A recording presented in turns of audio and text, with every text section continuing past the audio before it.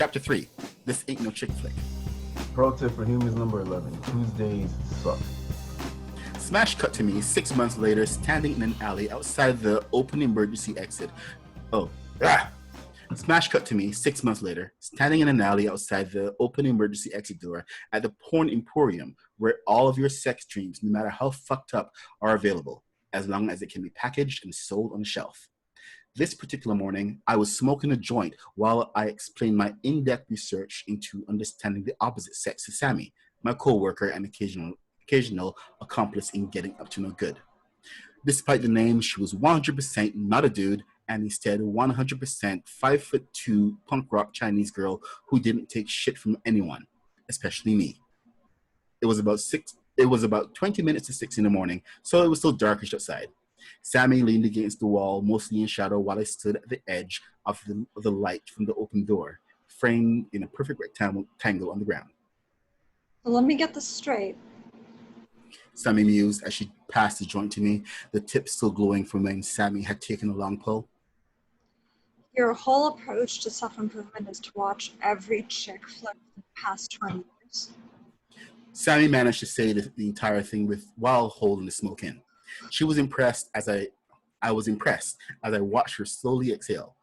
The smoke ripped away in seconds by the mini wind tunnel that the alley generated. I actually started out optimistic about the whole thing. Figured I could maybe learn something about how chicks think, you know? Sammy just gave me the narrowed eyes of doom that said she would abuse her authority and fire me on the spot if she could. Well, first of all, don't fucking call us chicks. Duly noted. I agreed as I took a long hit. Sammy technically outranked me since she had worked at a store longer, but we became actual friends once we established the basic rules of working together, which largely involved me not fucking up her shit. Her words.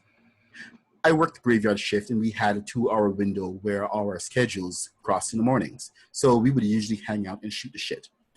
In nicer weather, or on days that looked like the weather wasn't going to completely fuck us up, we usually ended up in the alley, Sammy leaning against the door while I watched the store through the open door. Somebody had to make sure that nobody was stealing anything from the store. I continued my point. The thing is, the more movies I watched, the more I realized just how fucked up they were. Like every single one. I mean, if you want a blueprint for toxic relationships and unrealistic expectations, well, there was. All neatly packaged for your easy consumption as a romantic comedy, the quintessential chick flick. Is that the weed talking, or are you having a moment? I inspected the joint and grinned happily. It was pretty good weed. Little of both. Rom-coms are fucked up though. Rom-coms aren't the same as chick flicks. Not even close. It is us guys. Philistine. Damn Skippy. I responded, and then raised a questioning eyebrow at her. You never took any relationship advice from those movies, right? Sammy snatched the joint from me with a sour expression. I look like a fucking frilly pony riding princess to you.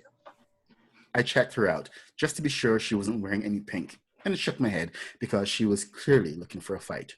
Sammy was all punk rock goth with artfully torn black fishneck stockings, huge leather boots that gave her an additional 2 inches of height, a leather miniskirt, 2 thick metal-studded leather belts with gigantic buckles, and a Misfits t-shirt. All of this under an unbuttoned top wool coat that clearly wasn't hers, but since it was the closest thing to the door and it was March in Toronto, it was what she was damn well wearing because you don't fuck with March in Toronto. If there were any fairy princesses that looked like her, they were ruling their kingdoms from a throne of skulls while Sepultura or Slayer played nonstop. Yeah, that was a stupid question. I conceded. But my point still stands.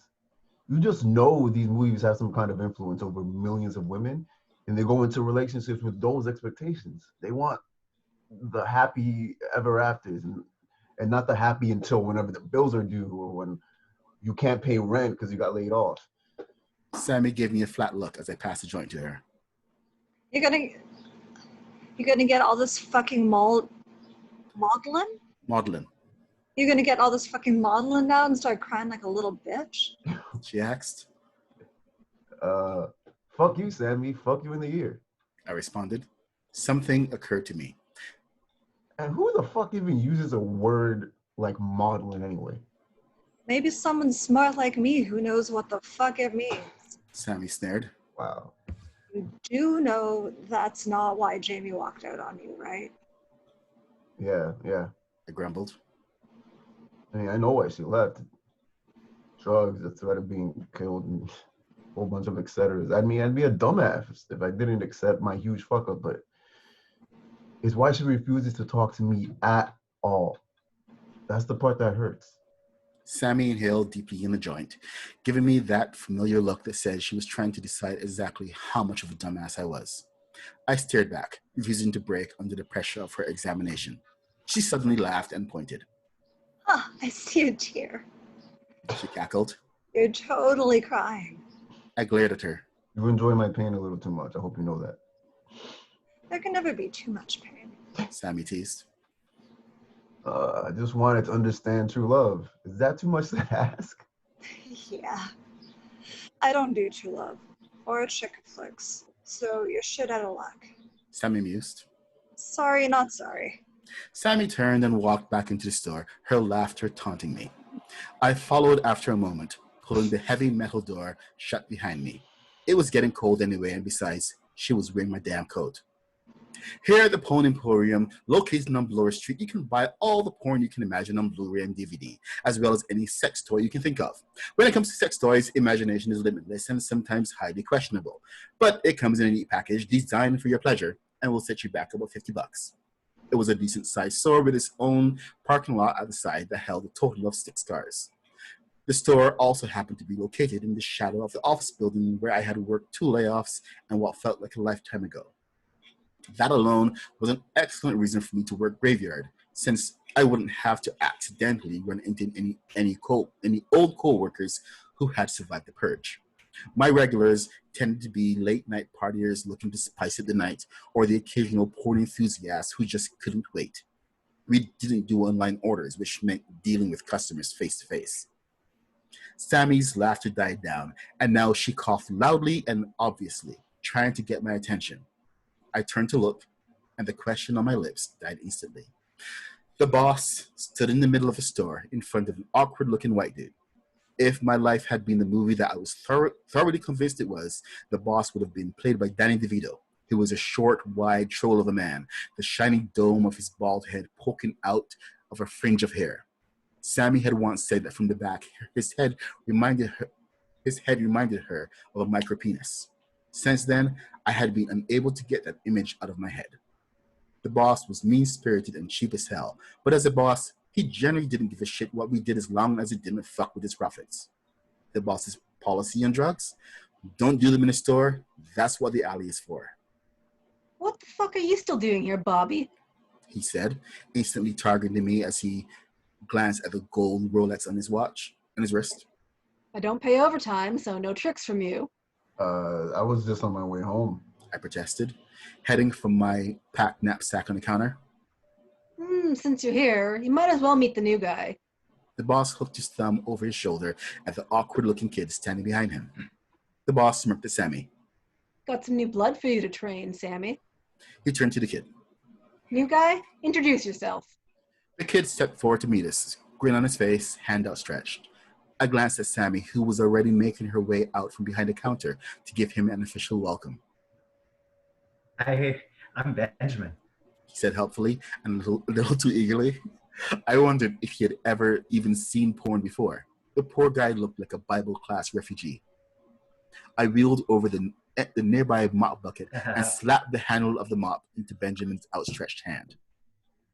I'm Bob, that's Sammy, and this is the bucket. You and Nate are going to be best friends. Benjamin blinked rapidly in confusion, the smile on his face fading.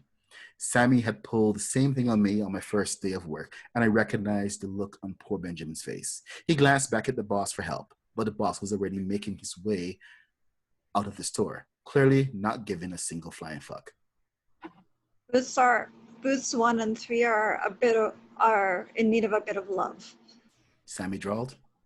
You're going to need to get some gloves. When I had first seen the booths, my initial thought was, Why is everything covered in plastic? I would later find out that one of the downsides of working in a porn shop is the sheer number of bona fide creeps who are paying customers. Some of them like to make creative use of our viewing booths, which are little closed-off closets in the back of the store with some seriously high-quality headphones attached. The boss was a cheap ass, but apparently he was also an audiophile. As much fun as it was going to be to watch Benjamin realize what actually happened in the so-called viewing booths at the back of the store, I had a bus to catch. Sorry, buddy. New guy always, gets clean up. I said with as much compassion as I could dredge up. Just be glad you're not starting on a Tuesday. He's right. Sammy agreed with an evil grin. You're going to love Tuesdays. I made my way to the exit, not even looking back to see the many ways Benjamin was reconsidering his life choices. But it is Tuesday. Benjamin implored to my departing back. Hey, Oh, Sammy called after me, and I stopped to look back at her. I gotta catch my bus. Sammy held up a DVD copy of Sloppy Seconds for Seniors in 3D. Benjamin had gone red in the face, thoroughly scandalized. I found some true love for you over in aisle 3. I shot Sammy the one-fingered salute and exited the store at a run, determined to catch my bus. I glanced toward the sky where the sun was trying to decide whether to make an appearance. Tuesday or not, it looked like it was going to be a damn good day. End of chapter 2. Yeah, end of that chapter. End of that chapter. Chapter done. All right. Okay, that was good for a cold read. You guys are awesome cold reads. Thanks. A lot of practice. Hey, well, I'm not gonna, pressure you guys to do it anymore. That was it's enjoyable actually seeing the different interpretations that you guys can bring. This is why I actually wanted to do with actors instead of with other authors, because other authors would just give me what I wanted instead of actors give their thing. So thank you so much. Thank you for allowing us to play. Yeah. Who's our friend Michael in the chat here? Oh, well, that's Michael Evas. You know Mike, he's my producer. Oh, How awesome. you doing? Mikey, what's going on? What's up, man? How long have you been here, Mike? I've been here about 15 minutes. I did not even see you come in. I was there, focused on the words. Very good. No, it was excellent. Really good. I really enjoyed it. Thanks, man. Okay, so I will let you guys go. Thank you so much for giving me this time out from your busy schedules. I'll let you guys know when this is gonna go up. I would have loved to have live stream, but this is the very first one we're doing, so there's always all this pressure to do things. But if you guys would be up for doing more live readings, I would love to get you back. That'd be Yeah, down. let me know. 100%. Yeah, I think the readers are going to love seeing you come to life, because there you are and here you are. Yeah. Yeah, I tried to give you a little bit of Tanya flavor with the chain and the. Yeah, and the shirt and everything. It's perfect. I wish I could have prepared you for being the boss. See, if you told me, I would have brought out a suit jacket. Well, you channeled Dan DeVito pretty good. I thought it was pretty good too. I felt it. Okay, guys. Thank you so All right. much. Thank you so much. Nice meeting y'all. I get so excited seeing Me people's too. faces now. Like. Yeah, right. It's another person.